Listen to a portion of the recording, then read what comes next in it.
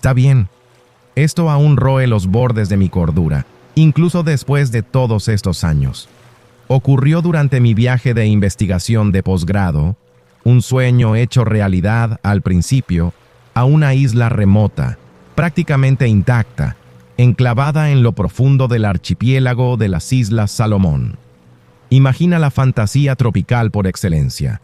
Arena blanca y segadora bordeada de palmeras oscilantes, una laguna de un azul imposible repleta de corales vibrantes y un interior cubierto por una densa jungla esmeralda que zumbaba con vida invisible. Nuestro equipo, un pequeño grupo de 4 biólogos marinos liderado por el estimado Dr. Alistair Reed, había establecido un modesto campamento de investigación cerca de una cala apartada. Los días seguían un ritmo dichoso de inmersiones entre arrecifes caleidoscópicos, recolección meticulosa de muestras de esponjas exóticas y estudio del intrincado comportamiento de los peces locales. Las noches las pasábamos reunidos alrededor de una hoguera crepitante, compartiendo datos y esa tranquila camaradería que florece en lugares aislados. Entonces comenzaron las leyendas locales. Un viejo pescador, un hombre llamado Quito, con ojos que albergaban la sabiduría de generaciones, hablaba del interior de la isla con una reverencia silenciosa que rozaba el miedo. Contaba historias de un manantial de agua dulce oculto en lo profundo de la jungla, un lugar que los isleños evitaban. Hablaba de luces extrañas por la noche, susurros llevados por el viento que no eran humanos, y una sensación de inquietud profunda que impregnaba el aire alrededor del manantial. Nos advirtió que nos quedáramos cerca de la costa, que no molestáramos lo que dormía en el corazón de la isla. El Dr. Reed, un hombre cuya curiosidad científica solía eclipsar la precaución, se sintió instantáneamente intrigado por la mención de un ecosistema único que podría prosperar en torno al manantial aislado. Soñaba con descubrir nuevas especies, quizás incluso organismos con adaptaciones únicas a la geología de la isla. A pesar de las ominosas advertencias de Quito, la atracción de lo desconocido era demasiado fuerte como para resistirse. Una sofocante tarde, armados con frascos de recolección, dispositivos GPS y una saludable dosis de entusiasmo académico, los 4, el Dr. Reed, yo, una investigadora meticulosa llamada Sarah y un asistente de campo pragmático llamado Mark, nos adentramos en el interior de la isla. El sendero inicial era tenue pero discernible, probablemente usado por los isleños para recolectar leña en el pasado. Pero a medida que avanzábamos más, la vegetación se volvía un enredo sofocante de lianas y plantas de hojas anchas. El aire se volvió espeso y pesado, saturado de humedad y del olor terroso de hojas en descomposición. La luz solar, antes una presencia reconfortante, se convertía en un mosaico fracturado que se filtraba a través del denso dosel, sumiendo el suelo de la jungla en un crepúsculo perpetuo. La habitual sinfonía de aves tropicales e insectos parecía apagada allí, reemplazada por un silencio inquietante, solo roto por el rítmico golpeteo de nuestros machetes, despejando el camino. Tras lo que pareció una eternidad de cortar y sudar, llegamos a un pequeño claro inesperado. En su centro yacía una poza de agua, su superficie inquietantemente quieta y oscura, reflejando el dosel opresivo como un espejo negro. No se parecía en nada al manantial claro y burbujeante que esperábamos. Un frío antinatural impregnaba el aire a su alrededor, un contraste inquietante con el calor sofocante de la jungla circundante. El Dr. Reed, con los ojos brillando de anticipación científica, comenzó de inmediato a desempacar sus kits de análisis de agua. Sarah documentó meticulosamente la ubicación con el GPS y tomó lecturas atmosféricas iniciales. Mark, usualmente jovial, parecía extrañamente apático, con la mirada constantemente fija en la densa línea de árboles. «Este lugar se siente mal», murmuró, su voz apenas audible por encima del zumbido de insectos invisibles. Sarah y yo intentamos ofrecer explicaciones lógicas. la falta de luz solar, el agua estancada. Pero una inquietud empezó a reptar bajo mi propia piel. Había una sensación palpable de algo antiguo y vigilante en el aire. Entonces comenzó el sonido. Era un zumbido bajo y resonante, como el latido de un corazón gigante que surgía de las profundidades de la jungla. No era el sonido de ningún animal que yo hubiera oído o siquiera imaginado. Era primitivo, gutural, y parecía vibrar no solo en el aire, sino en nuestros propios huesos. Nos congelamos. Nuestros instrumentos científicos de repente se sentían frágiles e inadecuados. El zumbido se intensificó, más cerca ahora, acompañado por una serie de chasquidos agudos, como ramas gruesas rompiéndose con fuerza bruta. Lo que fuera que estuviera haciendo ese ruido era inmenso y se acercaba a nosotros con una velocidad alarmante.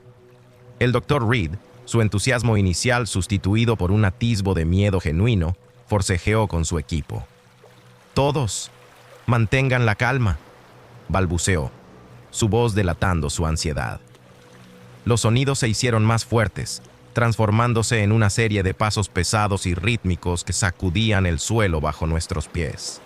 La maleza densa en el borde del claro empezó a retorcerse y agitarse violentamente. Podíamos sentir una presencia invisible, un peso en el aire, y la clara sensación de ser observados por algo antiguo y malévolo. Un olor espeso y pegajoso, como vegetación podrida mezclada con algo metálico y acre, nos llenó las fosas nasales. De pronto, una figura comenzó a emerger del follaje denso. Era alta, imposiblemente alta, su forma indistinta en la tenue luz, pero su tamaño era aterrador. Podíamos distinguir destellos de un pelaje oscuro y enmarañado, o quizás algo aún más grotesco, y el brillo de lo que parecían ser ojos grandes e inmóviles. Entonces, la vocalización. No era un rugido ni un gruñido, era un chillido agudo, ululante, que atravesó el silencio de la jungla, un sonido lleno de tal agonía y furia pura que parecía desgarrar nuestras almas. Era algo que ninguna criatura terrenal podría emitir. El pánico estalló. Mark, con el rostro desfigurado por el terror, agarró el brazo de Sarah y comenzó a retroceder lentamente. El Dr. Reed, su curiosidad científica completamente destrozada, se quedó congelado por un momento horrible, con los ojos abiertos por la incredulidad y el horror creciente. Fue el movimiento de la criatura lo que rompió finalmente el hechizo. Dio un paso torpe hacia el claro, y aún en la tenue luz, vimos lo suficiente como para saber que no era ningún animal conocido. Sus extremidades eran alargadas y retorcidas, su silueta vagamente humana pero grotescamente deformada. Sin una palabra, sin un plan, echamos a correr. El instinto primitivo de supervivencia anuló toda razón. Nos lanzamos de vuelta a la jungla sofocante, los chillidos aterradores resonando detrás de nosotros, persiguiéndonos aparentemente a través de la densa vegetación. Las ramas desgarraban nuestra piel, las lianas nos hacían tropezar, pero no nos detuvimos. La imagen de aquella figura alta y distorsionada y el sonido antinatural que emitía se grabaron en mi mente, impulsándome hacia adelante con un terror ciego. No nos atrevimos a mirar atrás. Nuestro único objetivo era poner la mayor distancia posible entre nosotros y aquel claro. Corrimos hasta que los pulmones nos ardieron, las piernas nos dolieron y los sonidos de la persecución comenzaron finalmente a desvanecerse en la distancia. Salimos tambaleándonos del interior denso y colapsamos sobre la seguridad familiar de la playa. La luz brillante del sol sintiéndose como una bendición tras la oscuridad opresiva. No hablamos mucho esa noche. El trauma compartido colgaba pesado en el aire. Un silencio sofocante, solo roto por el crepitar del fuego y el choque distante de las olas. Empacamos nuestras escasas pertenencias de forma frenética, casi ritual, con movimientos torpes y descoordinados. Solicitamos extracción inmediata a la mañana siguiente, inventando una historia sobre fallos en el equipo y desafíos logísticos imprevistos. Nadie cuestionó nuestra urgencia. todos sabíamos, con una certeza escalofriante que no requería palabras, que habíamos tropezado con algo antiguo y malévolo en el corazón de aquella isla aparentemente idílica, algo que desafiaba toda explicación y pertenecía únicamente a las pesadillas más oscuras. Incluso ahora, años después, el recuerdo de aquel viaje atormenta mis horas de vigilia. Los colores vibrantes de los paisajes tropicales tienen un trasfondo siniestro, y el susurro de las hojas al viento todavía puede enviarme una sacudida de miedo helado. A veces, en lo profundo de la noche, juro que aún puedo oír ese chillido antinatural resonando en la oscuridad, un recordatorio aterrador del horror que acecha bajo la superficie del paraíso. Esto ocurrió unos años después del primer incidente, y casi me hizo renunciar definitivamente a la investigación en zonas tropicales. Formaba parte de una expedición más pequeña a un atolón remoto y deshabitado en el Océano Índico. El objetivo era estudiar las adaptaciones únicas de los arrecifes de coral en ese ecosistema aislado. Esta vez solo éramos 3. Yo, un experimentado biólogo marino llamado Dr. Elias Vance, y una joven y entusiasta asistente de investigación, Chloe. El atolón era impresionante, un anillo perfecto de islas de arena blanca que encerraban una laguna turquesa vibrante. Establecimos una pequeña estación de investigación con energía solar en la isla más grande, que apenas medía 1 milla de largo. Las primeras semanas fueron idílicas. El buceo era increíble, la vida marina diversa y fascinante. Pasábamos los días explorando los arrecifes, recolectando muestras y documentando meticulosamente nuestros hallazgos.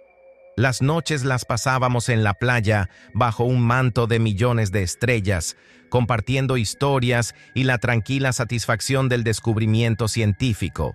Entonces, las cosas empezaron a sentirse extrañas. Al principio, de forma sutil.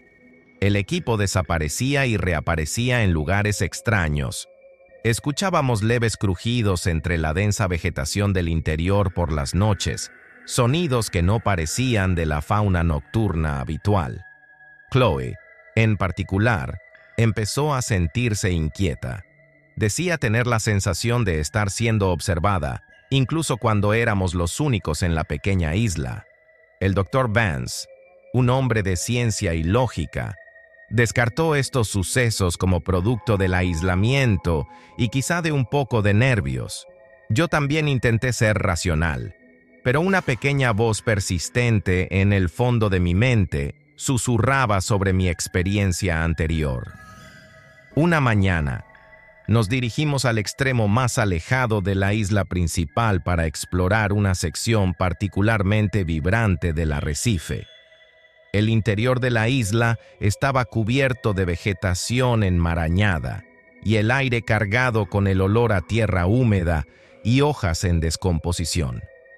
Mientras avanzábamos abriéndonos paso, tropezamos con algo inquietante. Era un pequeño claro, y en el centro se alzaba un único árbol de aspecto antiguo. Sus ramas estaban retorcidas y nudosas, alzándose hacia el cielo como dedos esqueléticos. Lo que captó nuestra atención fueron los objetos colgando de sus ramas. No eran frutos, sino huesos. En su mayoría, huesos de animales pequeños, pero entre ellos había fragmentos más grandes que, inquietantemente, parecían provenir de una mano humana. Un escalofrío de pavor nos recorrió.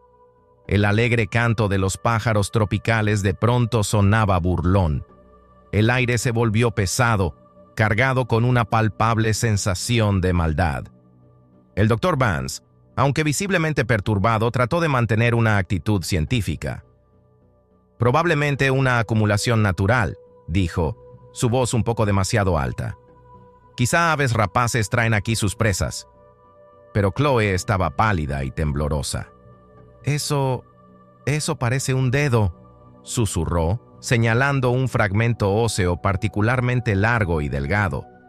Nos alejamos rápidamente del claro, un silencio pesado colgando entre nosotros.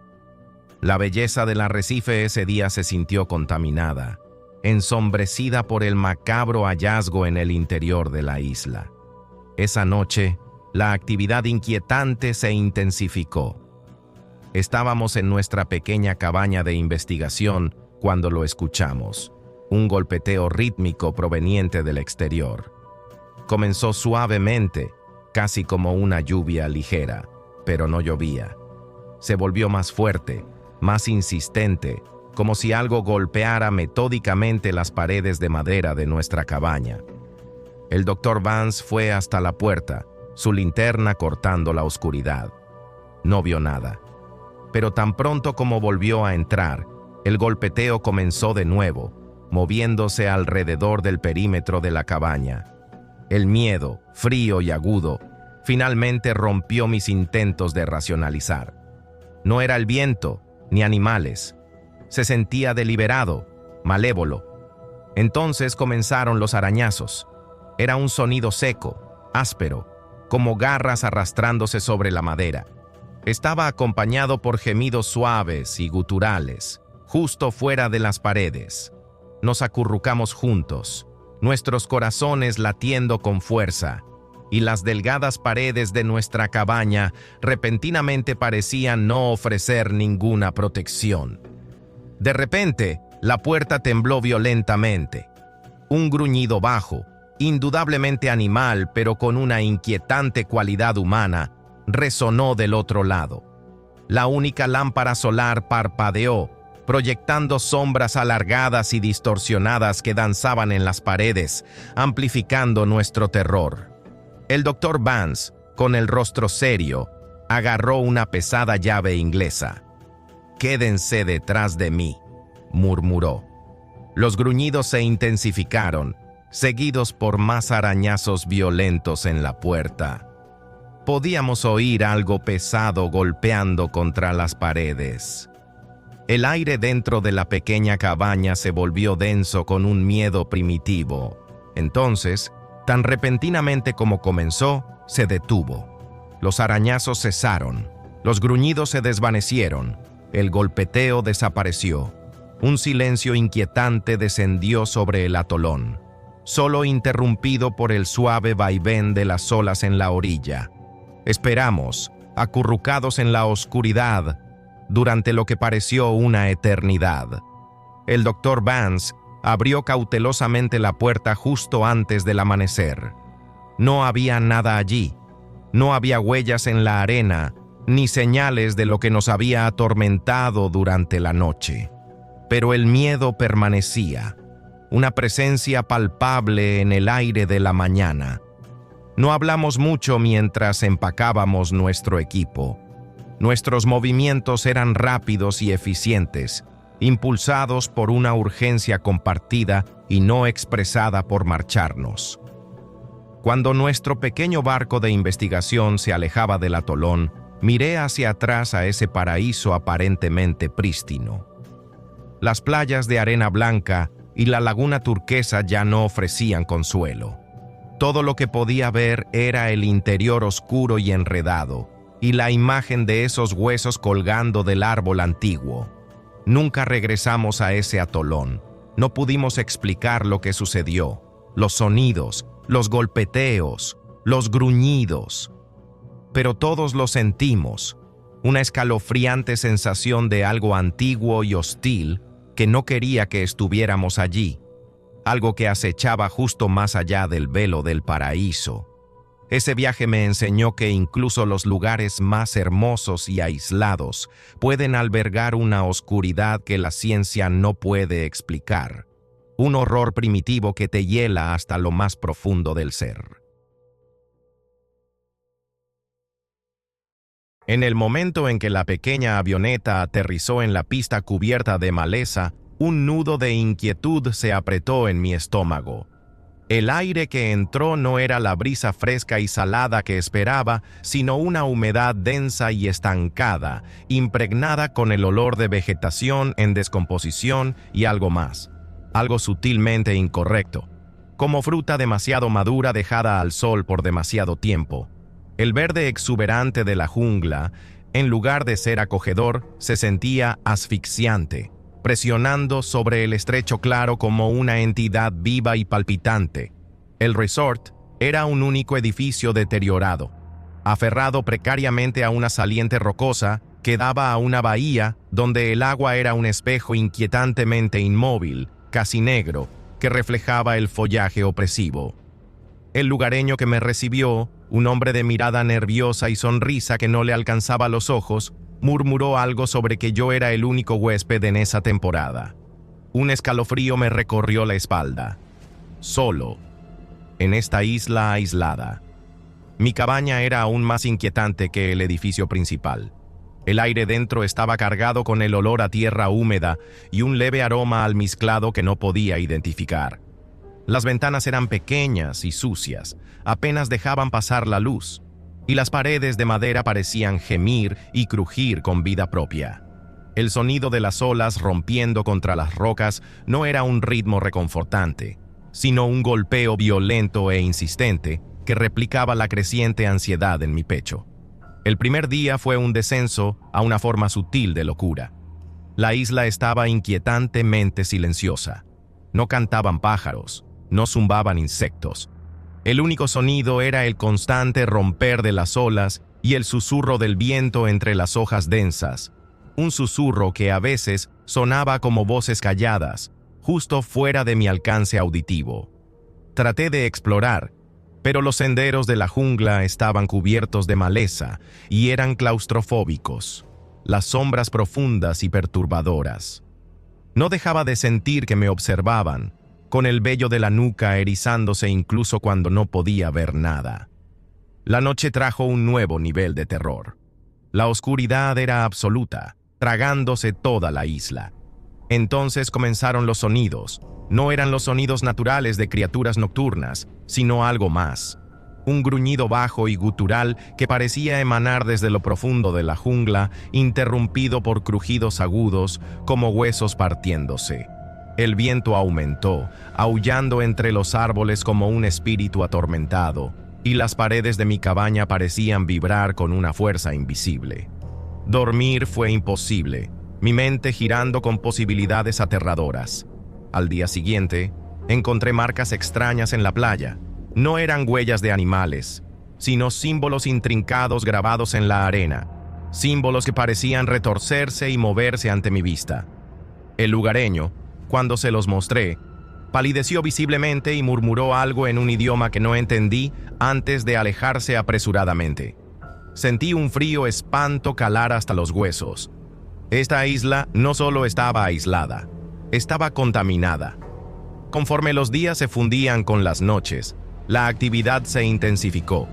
Los gruñidos se acercaban, los chasquidos eran más frecuentes. Empecé a ver cosas en la periferia de mi visión. Sombras fugaces que se movían demasiado rápido, formas que parecían materializarse y luego desvanecerse entre el follaje espeso. El aire se volvió más pesado. El extraño olor dulce se volvió casi insoportable, ahora con un matiz metálico que me revolvía el estómago.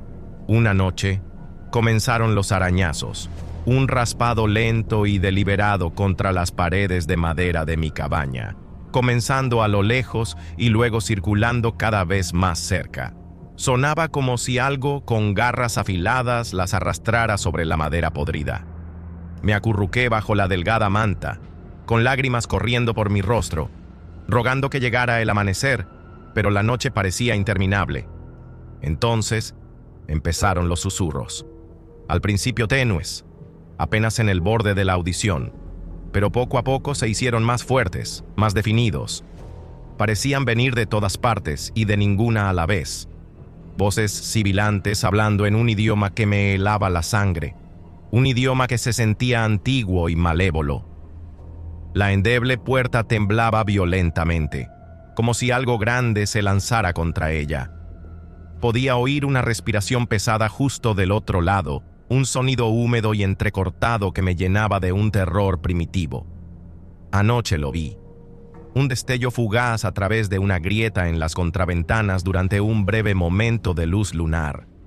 Algo alto y enjuto, con extremidades antinaturalmente alargadas y ojos que brillaban con una luz roja y maligna, estaba encorvado sobre algo en el suelo justo fuera de mi ventana, y los sonidos de crujidos.